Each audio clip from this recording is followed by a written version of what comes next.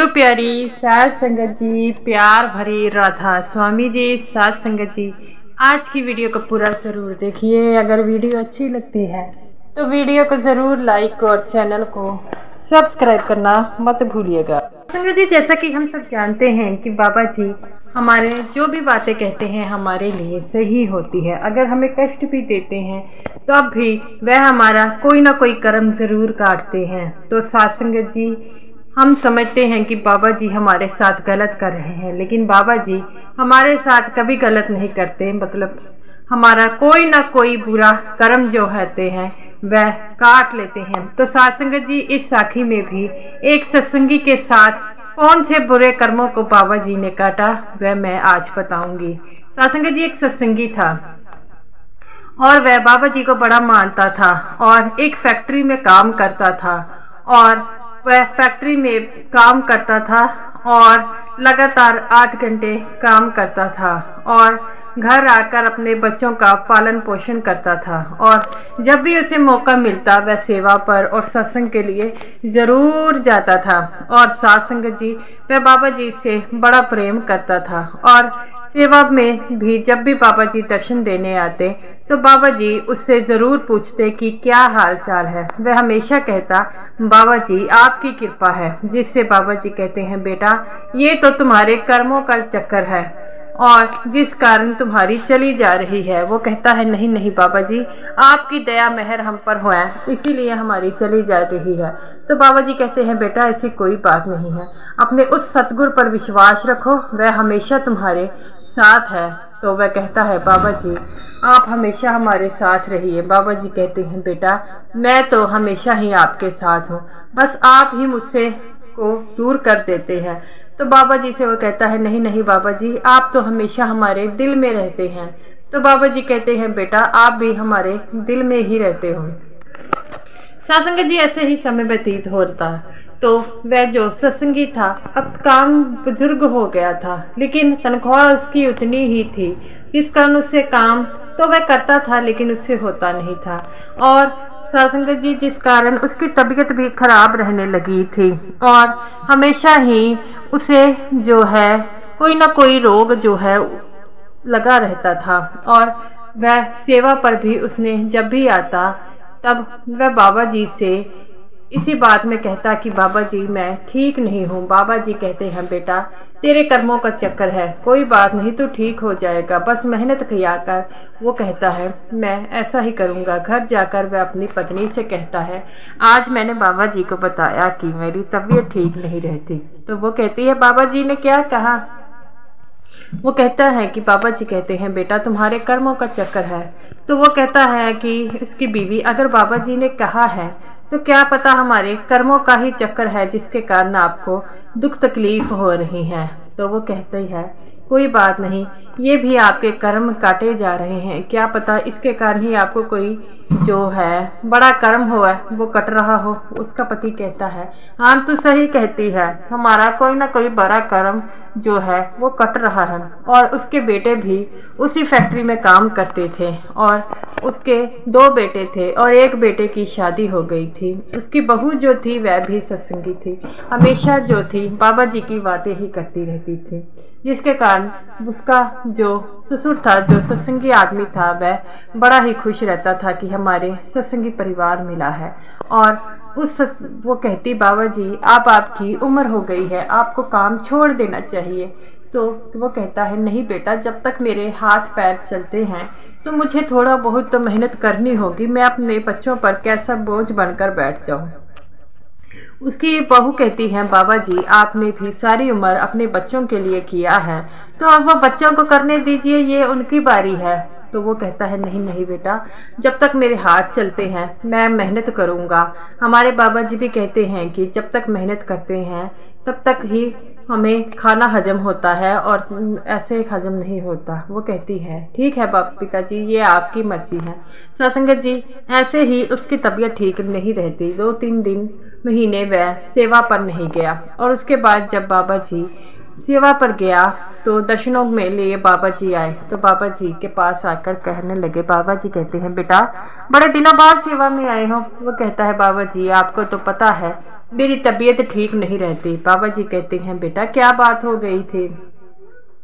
वो कहता है बाबा जी मुझे जो है कुछ प्रॉब्लम चलती रहती है और मेरा महीने का 1000-1500 जो है दवाइयों पर ही चला जाता है। तो बाबा जी कहते हैं बेटा कितनी तनख्वाह लेते हो? तो बाबा जी से वो कहता है बाबा जी मैं 6000 तनख्वाह लेता हूँ। तो बाबा जी कहते हैं बेटा पहले तो कितनी तनख्वाह थी? वो कहता है बाबा जी पहले भी मेरी इतनी थी। तो बाबा जी कहते थे बेटा पहले तुम ज़्यादा काम करते थे क्योंकि तुम्हारा शरीर जवान था, अब तुम थोड़े से बुजुर्ग हो गए हो इसलिए काम भी थोड़ा कम करते होगे।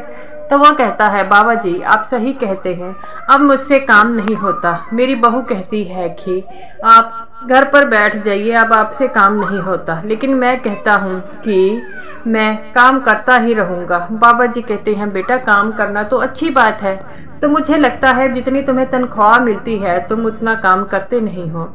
वो कहता है हाँ बाबा जी आप ठीक कह रहे हैं। तो बाबा जी कहते हैं बेटा अपनी कंपनी वालों को कहो मुझे 6 नहीं 5000 रुपया दे। तो वो कहता है बाबा जी क्यों, ऐसा क्यों? तो बाबा जी कहते हैं बेटा तुम 6000 का काम नहीं करते, 5000 का करते हो, ज़्यादा करते हो, पैसे लेते हो, इसीलिए तुम्हें दुख तकलीफ़ें होती हैं। तुम्हारे जो वो पैसे हैं वो बीमारी में जा रहे हैं। तो ये बात सुनकर वह दंग रह गया। कहता है बाबा जी सही कह रहे हैं आप। बाबा जी कहते हैं बेटा अगर मेरी बात पर यकीन ना हो तो आजमा कर देख लो। वो कहता है ठीक है बाबा जी आप जैसा कहते हैं मैं वैसा ही करूँगा। घर जाकर अपनी पत्नी को सारी बात कहता है। पत्नी कहती है हाँ आप पहले तो ठीक रहते थे, जब से आप बुजुर्ग हुए हैं तब से आपको 1000-1500 रुपया तो दवाइयों का ही देना पड़ना लगता है। तो वो कहती है जैसे बाबा जी कहते हैं वैसे ही कर लो। वह अपनी कंपनी वालों को कहता है कि मैं आज से 6 नहीं 5000 रुपया लूँगा, आप मेरी तनख्वाह 5000 कर दो। तो कंपनी का बॉस कहता है कि अरे लोग तो तनख्वाह बढ़ाने के लिए कहते हैं लेकिन तू कम करने के लिए कह रहा है क्यों?